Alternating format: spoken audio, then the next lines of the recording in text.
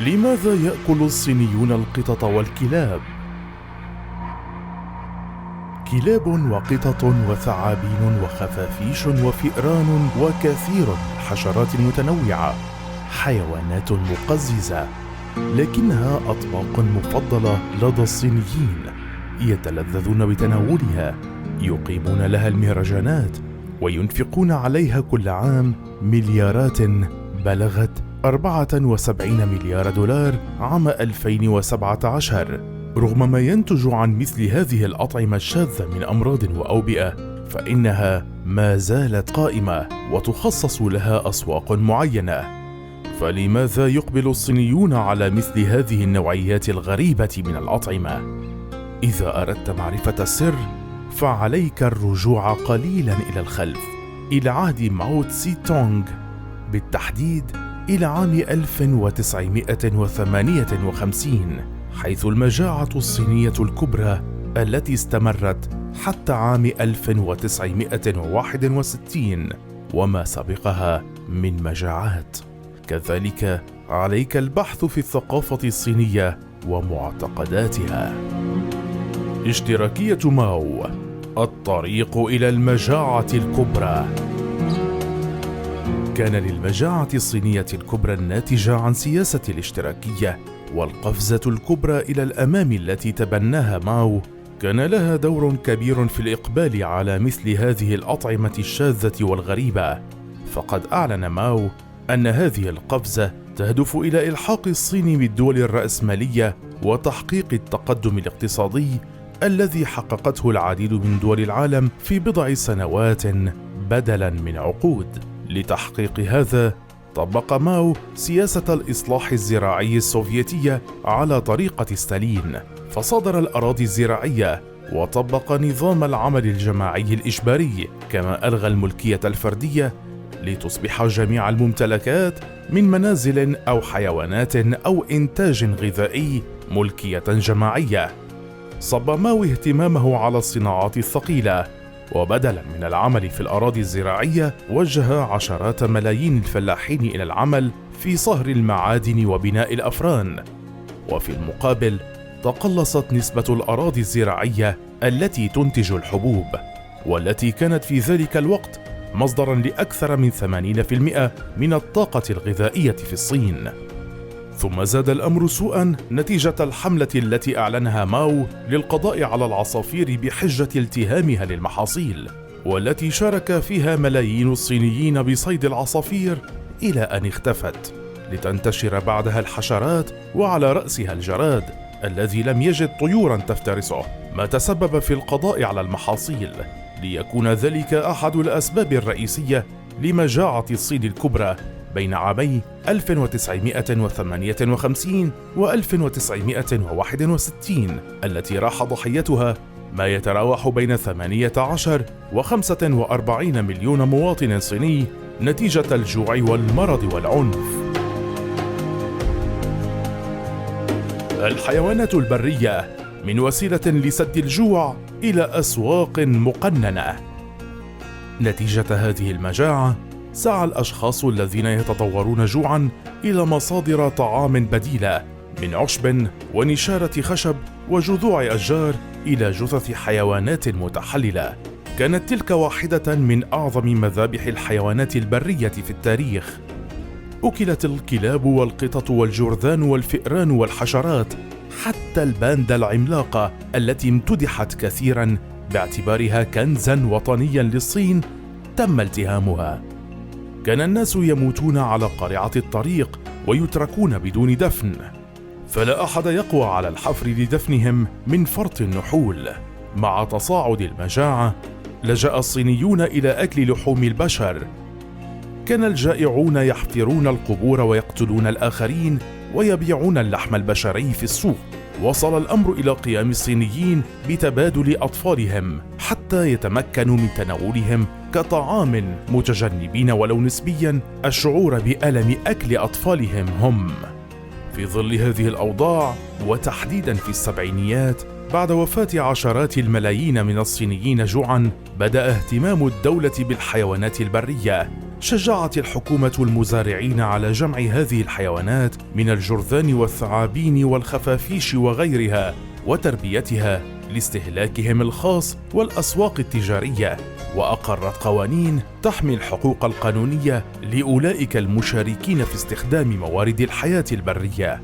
كان أبرز هذه القوانين قانون حماية الحياة البرية الذي سنته الدولة عام 1988، وأعلن أن موارد الحياة البرية ستكون مملوكة للدولة، كما وفر حماية قانونية للعاملين في تربية الحياة البرية، موضحاً أن الدولة تشجع على تربية الحيوانات البرية وإدماجها.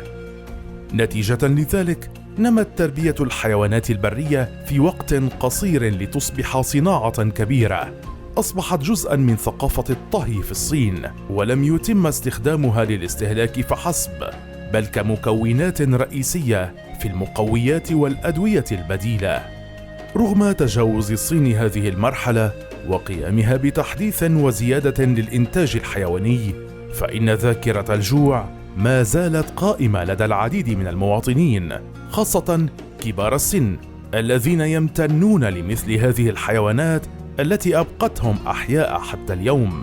هذه الذاكرة عادة ما يتم تسميتها بالصدمة المؤلمة، لكن على الجانب الآخر ما زال استهلاك هذه الحيوانات أمراً مثيراً للباحثين عن المغامرات في الطهي. الثقافة الشعبية الصينية. رغم أن مجاعة الصين الكبرى كانت العامل الرئيسي في نشأة أسواق الحيوانات البرية، والتي يطلق عليها الأسواق الرطبة، فإنها لم تكن الوحيدة، فقد عانت الصين من مجاعات وحشية منذ عام 108 إلى عام 1911، حيث حدثت على الأقل 2000 مجاعة، بين مجاعات قضت على حياة عشرات الملايين ومجاعات قتلت مئات الآلاف، وسبق أن حدث مجاعات كبيرة في أقاليم كثيرة خلال عام واحد. خلال هذه المجاعات اضطر الصينيون استكشاف كل ما يمكن أكله ليبقوا أحياء. تأقلموا على أكل أي مخلوق يتحرك أو أي شيء يبقيهم على قيد الحياة، حتى ظهرت مقولة قديمة لهم أن أي شيء يمشي أو يسبح أو يزحف أو يطير وظهره إلى السماء فهو صالح للأكل. بالتوازي مع هذه المقولة ظهر مفهوم الجانبو في الثقافة الشعبية الصينية، الذي يشير إلى ملء الفراغ. وفقا لهذا المفهوم فالأمراض تصيب جسم الإنسان عندما ينضب من الدم والطاقة بالمفهوم الروحي، وليس الدم والطاقة كما هما معروفان في علم الأحياء. المؤمنون بهذا المفهوم يعتقدون أن الجزء الذي يتم تناوله من جسم الحيوان يقوي أو يعالج ما يشبهه في جسم الإنسان، أي أن أعضاء جسم الإنسان ووظائفها تتقوى من أكل الحيوانات التي تشبهها. وطبقا لهذا فالثعابين والأعضاء التناسلية للثيران أو الخيول جيدة للرجال، والخفافيش التي يعتقد أنها المصدر لكل من فيروس كورونا وفيروس السارس جيدة لاستعادة البصر، ولحوم الثعابين والأفاعي تمنح القوة والطاقة وينصح بها كمنشط جنسي وعلاج للأمراض الجلدية. والمرارة والصفراء التي يتم الحصول عليها من الدببة الحية جيدة لعلاج اليرقان. أما الحشرات والصراصير فيعتقدون أنها تحتوي على نسبة عالية من البروتين تتراوح ما بين 40 و 90%. أما عن الأشخاص الأقل ثراء فهم يلجؤون إلى لحوم الكلاب، ويفضل أن يكون الكلب تمت مطاردته قبل ذبحه، حيث يعتقدون أن المزيد من فوائد الجامبو يحصل عليها من تناول الحيوانات ودمها مرتفع. على هذا النحو وفي حزيران من كل عام في مدينة يوليون الصينية يتم ذبح الكلاب وطهيها وتناولها في مهرجان ليتشي، حيث يتم تناول لحوم الكلاب لمدة 10 أيام، إذ يعتقد البعض أن مزيج الفاكهة واللحوم سيمنحهم الصحة خلال أشهر الشتاء الطويلة. بهذا الصدد تشير التقديرات إلى قتل نحو 10 ملايين كلب للاستهلاك البشري كل عام، حيث يتم بيع لحوم الكلاب المعلبة فضلا عن استهلاكها طازجة في المطاعم والأسواق التي تتعرض بها للسلخ وتكسير العظام حية، اعتقادا منهم أن إبقاء الكلاب على قيد الحياة لفترة أطول أثناء تحضيرها هو الأفضل للحصول على قيمتها الغذائية كاملة. الدين والتراث وأسباب أخرى. بجانب هذه الثقافة ما زال هناك العديد من الأسباب الأخرى التي تدفع بعض الصينيين إلى الإقبال على أكل مثل هذه الحيوانات، ومنها التنوع في المطبخ الصيني. طبقا للثقافة الشعبية في الصين، والتي ترى أن هذه الحيوانات لا تضر بل تقدم العديد من الفوائد الغذائية وتصلح لعلاج بعض الأمراض، من الطبيعي أن يتم تناول هذه الحيوانات والتنويع بها أيضا.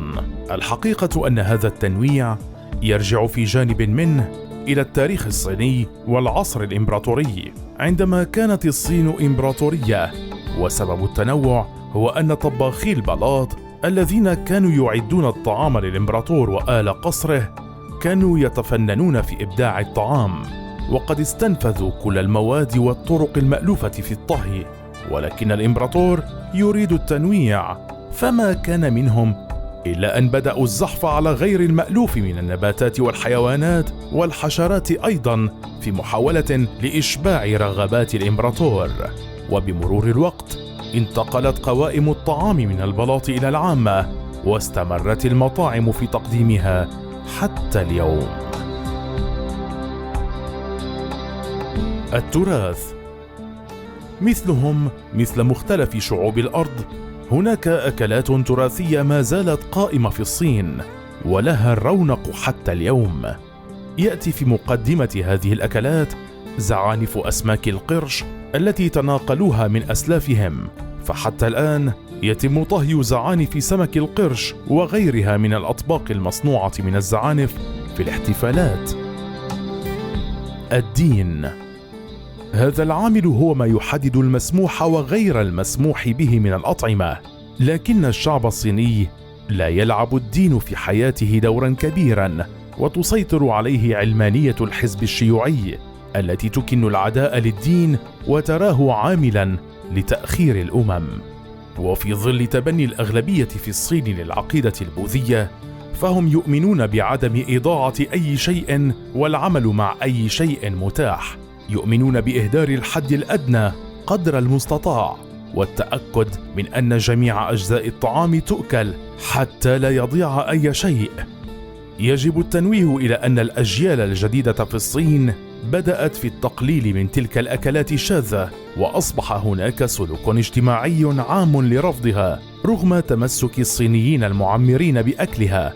فالشباب المنفتح على العالم يرفض مثل هذه الأطعمة، ولكن في المناسبات مثل الأفراح عادة ما يتم تناولها كونها أصبحت تراثاً.